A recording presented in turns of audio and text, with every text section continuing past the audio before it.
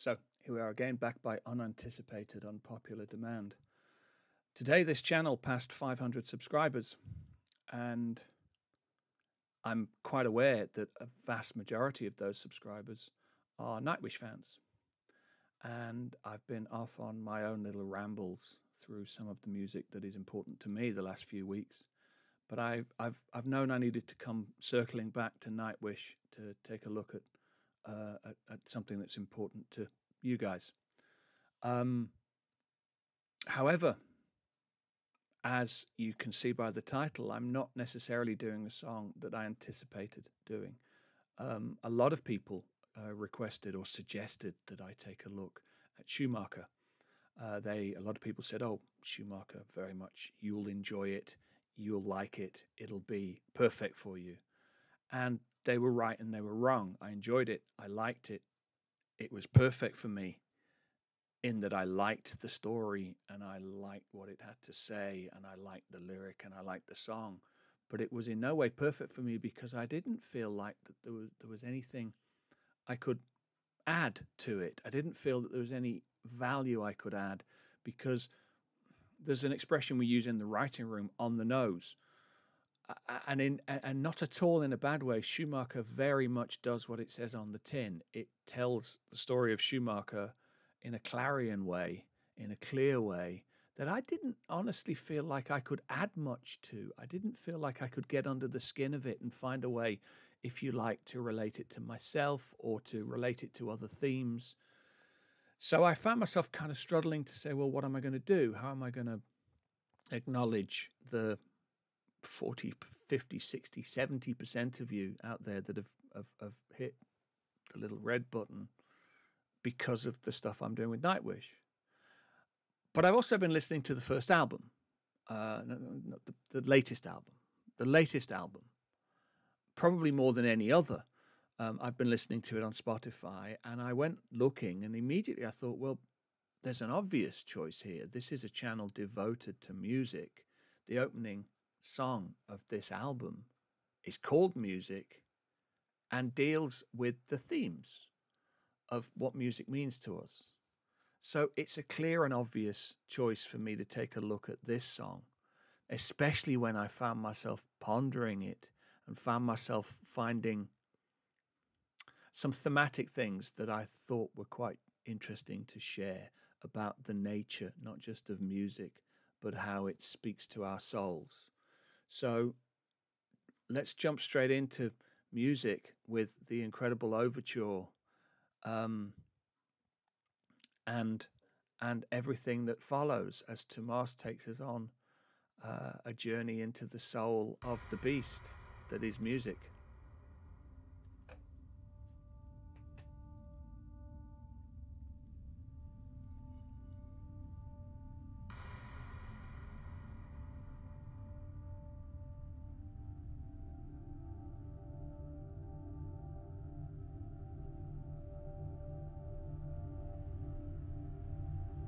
Music of the spheres, perhaps.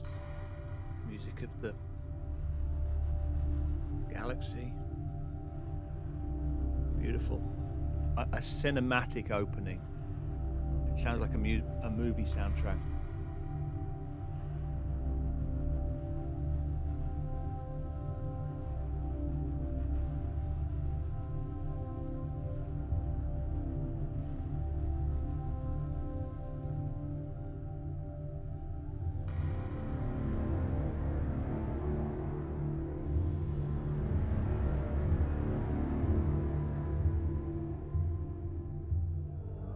It's like a movie.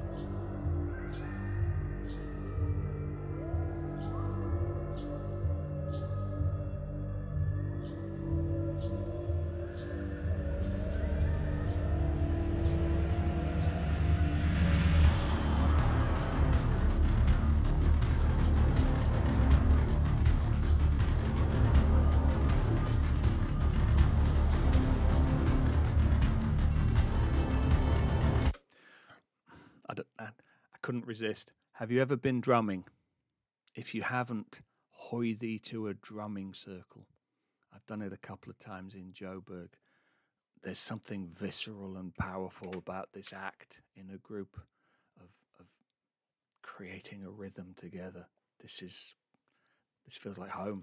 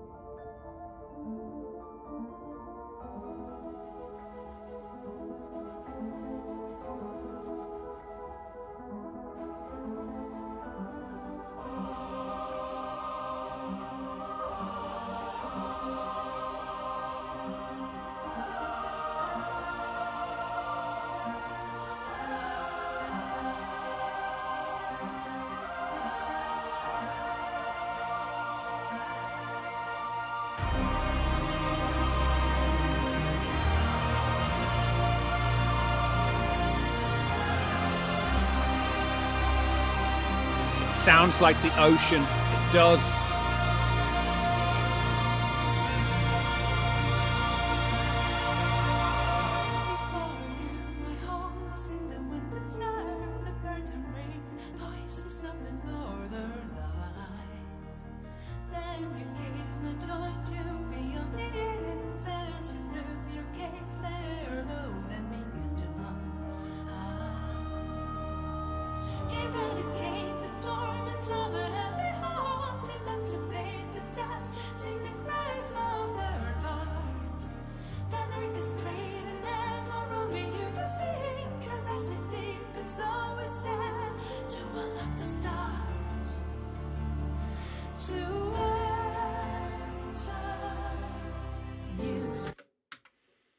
Okay, so now we get into the meat and potatoes of why we're here, the lyrics.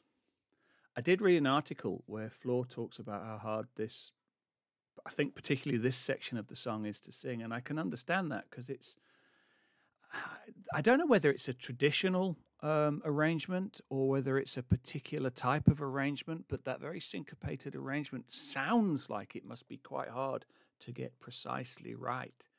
It doesn't necessarily have the sort of ebb and flow that you expect sometimes with lyrics, but I think she nails it.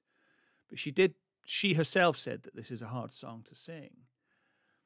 Lyrically, so Tuomas is doing something that Terry Pratchett does quite a lot. Terry Pratchett turned death into a being. He turned football into a being. He turned the steam engine into a being. He turned these visceral forces into living, breathing things. And here he's kind of turning music into this living, breathing thing that exists outside of us, that exists in the world without us, that was being created in the sound of the wind and the surf, the birds and the rain. Before we started to make music, music existed, the music of nature. And I know that that's very much thematically what this album's about, that idea of humanity and nature. And here he refers to the music of nature. And yeah, in the opening of the opening movement in the overture, we have the sort of the sound of the universe evolving into the visceral primal sounds of if you like, the bush, of the jungle, and the sound of the waves, the sound of the music of the ocean. Though all of those things were evoked before we got to the music that we create. As he says, we came along,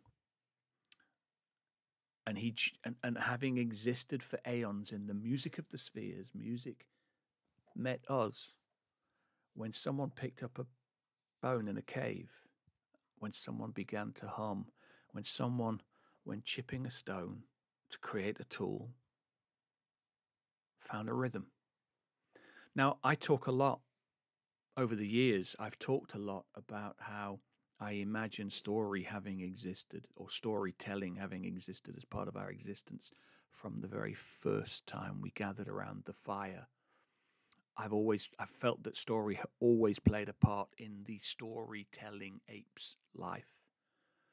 I hadn't considered the idea that music is kissing cousin, at the very least, if not the yin to the yang of the storyteller. That creation of music that probably happened before we had language to describe it. I can imagine that the earliest humans were creating music before they were creating words, and that music lifted their heavy hearts, right? Because that's what music does. My wife complains that I sing a lot and I'm loud, and she points out that I'm an awful singer. And because I'm a selfish bastard, I point out I'm not singing for anybody else. I'm singing because singing gives me joy. Singing makes me feel good. And that's what music does. It unlocks something in us. And it's also the reason why this exists. It's the reason why we're here like this now, because music speaks to us in such visceral, deep ways. We'll get into that, but first, we're going to get our first reiteration of what will become an earworm, a great chorus. It's always there to unlock the stars, to enter music, fanning the flames of the mystery, deepen in the listening, losing yourself to the endless symphony of night. I love the male BVs. Love them. You want to dream, want to day in nature's scale, wish to leave the hollow to dance with them. Can you hear the brave drum from the moors? Follow the beat and leave the noise behind if we be lovers. The falling stars come join me, gather the end that you believe with the wildflower after days. Become the kind who still loves and butterflies. Give me a home inside you until the final thank you. And a good night. Music. The earworm is coming. Music gives soundtrack to our dreams. Music allows us to tell stories. All of these things, in the same way as Schumacher was relatively on the nose, some elements of this are relatively on the nose, even if I don't necessarily understand the exact intent of the words. I don't entirely know what "Can you hear the brave drum from the moors, follow the beat and leave the noise behind if we be lovers" means. To me, it speaks to the sort of marital music of those sort of Highlanders, of the guys, the beats that men follow to war, and the idea that the question, can you leave the music of war behind if we're lovers? I may be completely and 1,000,000% wrong about that, but the point is, what Tuomas is talking about is how music starts to inform every aspect of our lives. Performance starts, come join the wild gathering, and leave with a wildflower aftertaste. That feels so bacchanalian, so Shakespearean, that idea that the communal, collective experience of music leaves you with that wildflower aftertaste. And then, to me, one of the key lyrics of this song that speaks to me particularly is this aspect of joy. Become the kind who still laughs at butterflies. Give me a home inside you until the final thank you and good night. Tuomas, as we've discussed, is somewhat, dare I say, Finnish. There's a melancholy, there's a sadness that speaks to a lot of his music. But here he's talking about joy. He's talking about being the kind of person who laughs at butterflies. He's talking about someone who gives music a place in their heart, because once the music infects them, it will be with them forever until they die. How many of you have specified a Nightwish song for your funeral? I know what I want to be sung at my funeral, played at my funeral. I know the soundtrack of my life. You know the soundtrack of your life. That soundtrack, in theory, will extend beyond your life, because that's the place that music takes in our hearts when it speaks to us. And it's the joy that it gives us. Tuomas is saying, he's saying, seek the joy of music, not seek the melancholy of music, not seek the depressing Stephen Wilson lyric, even though that depressing lyric gives you joy too. The melancholy lyric gives you joy too, if only because that music is speaking to the collective human experience, that as much as you feel melancholy and depression, other people do too. That is the commonality of music. The idea that music links us because it allows us to share our collective experience, our collective joy and sorrow, our collective pain, our collective melancholy. It's all there. Give me a home inside you until the final thank you and good night. I have given music a home inside me beyond the thank you and good night, into whatever comes next. And now we get into the earworm. Tuomas is amazing at writing choruses that are catchy, like pop songs, and not in a bad way. Become the kind of still arms and butterflies. Give me a home inside you until the final thank you. And a good night. Music, fanning the flames of a mystery. Deeper than the whistle and losing yourself to the endless symphony of now. You are singing the tale of another man. Have you ever heard music? It is coming, coming, coming your way the very first time. So, last night I was watching a documentary on Pink Floyd about the making of the album Wish You Were Here. And during the course of the documentary, Roger Waters talks about one of his songs and the lyrics and what that lyric meant to him. And then he said, but it doesn't mean that for other people. Some people get something entirely different from that song, and that's entirely fine. The music speaks to them differently to me, and they're as welcome to that, and their feeling is as valid as mine. And I think that's an interesting, if nothing else, it gives me a get out of jail card, right? Because if I turn around and say that I think that this particular lyric speaks to this particular thing, then it does for me. For you, it speaks to something different. Singing the tale of another man, have you heard the music coming your way, the very first song? Singing the tale of another man. When Tuomas creates a song, when he writes a song, it means something to him in a particular way, but it means something entirely different to me. He's made a piece of music that becomes a part of my life and fits into my life in a slightly different way to the way it fits into your life. And all of us are right. As much as we share the experience of music, it is also unique to each and every one of us. And I'm going to circle back to that a little bit, but first, a guitar solo, tasteful, and then some more.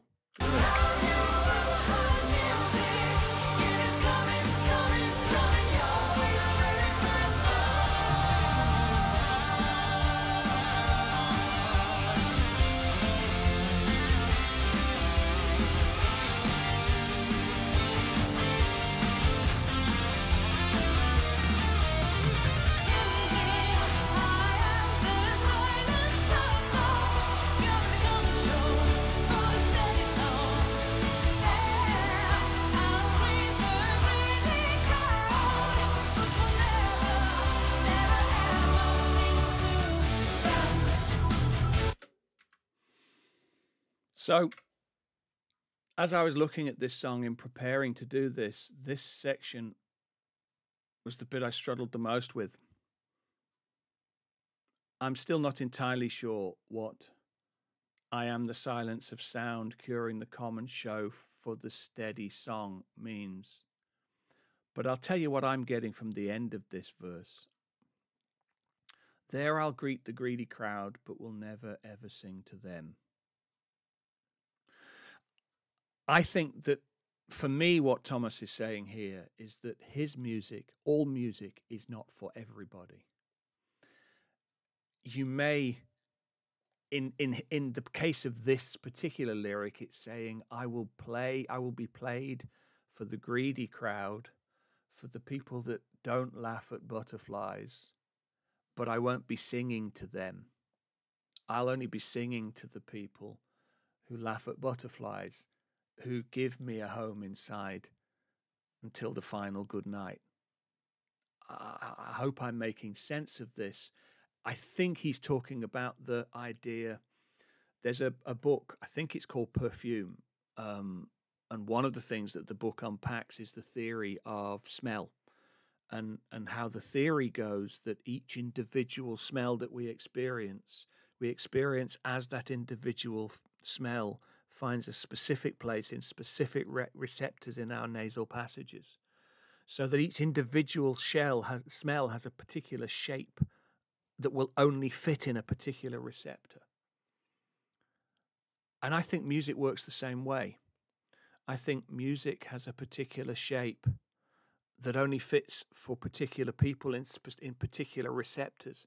And I think that music, I think that the yellow that you see on the wall and that I see on the wall that we've agreed is yellow, biology says that there is no set yellow. There's only our agreed yellow. Biology says that the receptors are unique to each smell. Music is unique to each of us. Our response to it is unique to each of us. And I think that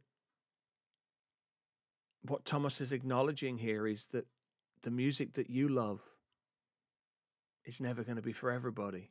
The music he makes isn't going to be for everybody. It will only find a place in the heart of the people who it was meant for. And that's a good thing. If we all responded in the same way to the same piece of music, then there only ever would ultimately need to be one piece of music that we all agreed was the best piece of music. The end. It's way better that we, each of us, have particular receptors and particular holes in our heart that particular songs need to fill. And I guess it's probably important that we are not, any of us, the greedy crowd. Let's not steal other people's joy in their music.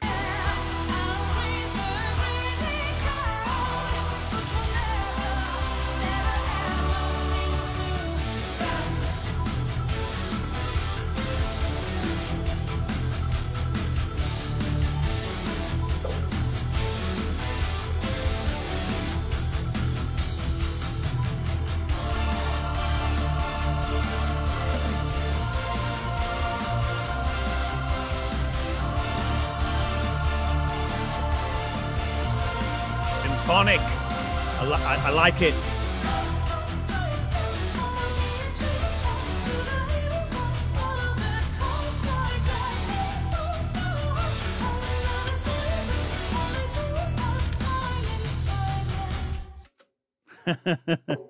I love "Follow this call, sky-clad, naked, sky-clad." I love that. In a way, it feels to me like Tuomas has said, the music that we started with that came out of the aeons, was it? Let's have a look. Let's not be inaccurate when it's right there. Yes, the music that came to us from beyond the aeons, that spoke to our most primitive place as we played the drums, as we banged the bones. That music that the music we listen to now, created by these incredibly complex machines, has its place in the continuum with the music that we would listen to in the fog on the top of a hilltop while dancing naked and looking up at the stars. I think here he's alluding to the timelessness of music and that idea that there's still a part of us, a primitive part of us, that wants to dance naked in the fog to the music.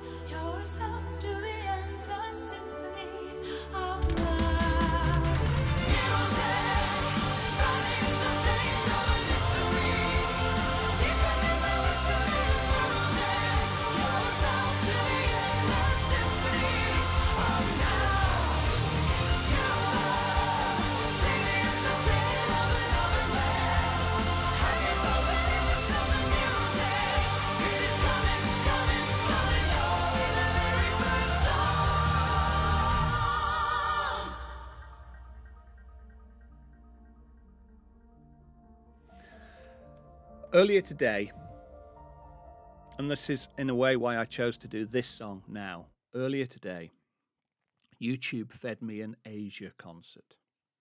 Now, I wasn't a massive Asia fan, but the algorithm decided that I might want to take a listen. And while I was writing, I was listening along to the concert from about 2010. Slightly tubby older men singing and playing the music that they created 30 years ago. And time,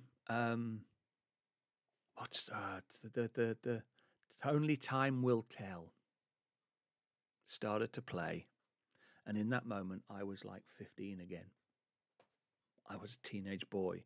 It just, without any conscious activation, I was transported back in time to being that young man for the briefest moment, because that music hit that particular receptor in my soul. If you look at a piece of music on YouTube or anywhere where there's comments, you will find someone saying, this is the best song ever made. This is so underrated. This is a perfect song. This is a genius song. I love this song. Almost every song. The reason that you're here now, if you still are, miraculously, is because Nightwish and their music is that for you. It's not for everybody. Everybody has a different rhythm. Everybody finds their perfect song. And when we do this, you come here, I guess, to try and find common cause with me, to try and find commonality, to try and share this moment, to confirm your biases a little bit, to have me tell you, yes, this is a good song, but you don't need me to do that. You don't need me to tell you this is a good song, because this is a good song. This is a great song for you. But there is something in dancing skyclad together on the hilltop.